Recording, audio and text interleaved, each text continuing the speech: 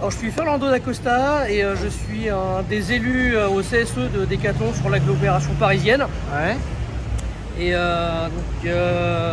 dans ce cadre-là, je participe à une enquête qui concerne un accident de travail qui a entraîné le décès d'un intérimaire lors de la réception de marchandises au magasin de la Madeleine.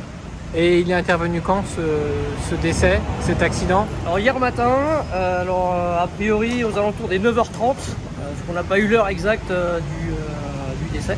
Ouais. Et donc depuis hier, il y a aussi bien une enquête interne au sein de Decathlon et une enquête judiciaire pour homicide involontaire. Ça se passe là, c'est ça, on peut regarder. Donc voilà, qu'est-ce qui se passe? Donc en fait les camions arrivent là, c'est ça, déchargent ici, voilà, logiquement. Tout à fait. Et ensuite la marchandise est descendue par cet accès qui mène à un sous-sol mais qui là est fermé. Et il est fermé pourquoi en fait? En fait ça mène également à un parking. D'accord, donc le parking est fermé.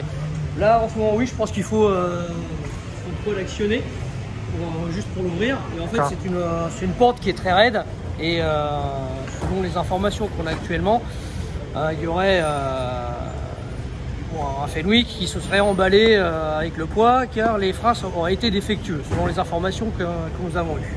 Et ces informations viennent d'où? Alors c'est justement par l'enquête interne qui est en train d'être menée, donc c'est d'autres personnes qui ont mené cette enquête qui m'ont fourni cette information. D'accord.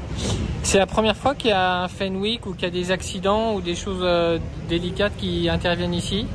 Alors non, c'est un magasin qui est déjà problématique. Des anciens représentants de personnel avaient déjà fait des remontées sur les difficultés qui étaient rencontrées au niveau de la sécurité. Et il y a de ça quelques jours, il y a eu un droit d'alerte qui avait été lancé par les représentants du personnel du magasin concernant justement les conditions de sécurité lors des réceptions.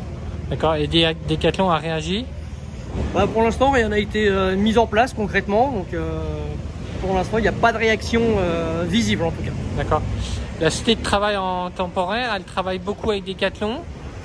Alors Decathlon fait intervenir des sociétés de travail temporaire assez régulièrement pour des tâches qui sont un petit peu particulières et pour lesquelles nous ne sommes pas habilités.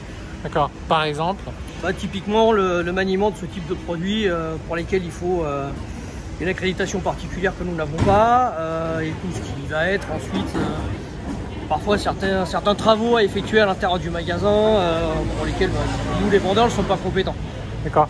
Et là, en l'occurrence, il avait eu la fiche de poste. C'était quelqu'un qui était habilité. Monsieur Traoré, il était habilité à utiliser un Fenwick ou il l'a découvert? Qu'est-ce qu'on sait là-dessus? Non, il aurait fourni son accréditation pour manier ce type d'outils. D'accord. Vous êtes là pour quelle raison aujourd'hui?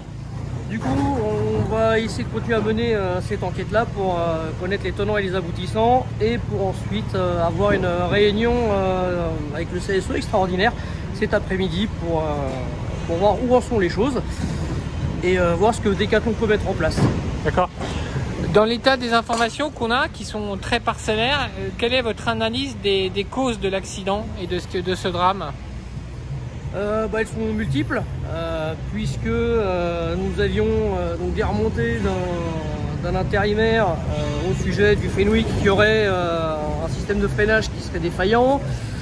Nous avons la pente qui est trop importante pour ce genre de produit. Nous avons également le fonctionnement du haillon du camion qui ne fonctionnait pas, et la direction de Decathlon qui a malgré tout autorisé l'utilisation de tout ce matériel dans ces conditions-là.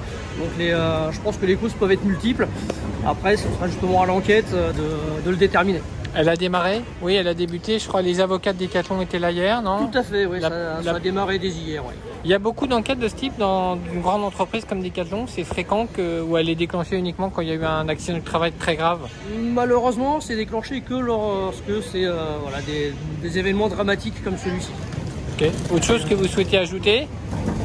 Quelle est l'ambiance et quelle est l'humeur malheureusement des salariés, des collaborateurs de Decathlon? Alors, le magasin est resté ouvert, je crois. Le magasin est resté ouvert et tous les collègues du magasin que j'ai pu croiser hier étaient très affectés. Certains en pleurs, certains qui avaient des tremblements, qui avaient tout simplement du mal à se maîtriser et à se contrôler. Donc on sent vraiment le magasin qui est très touché. D'accord. Vous avez le droit de parler de ce qui s'est passé malgré l'enquête ou pas? Alors je ne sais pas si j'ai le droit, mais je pense qu'il faut en parler. C'est le meilleur moyen pour que ces choses-là cessent. D'accord. Et votre fonction, donc vous êtes au Décathlon Pontour Como, vous êtes vendeur, c'est ça? Moi je suis uniquement vendeur, oui, tout à fait. D'accord.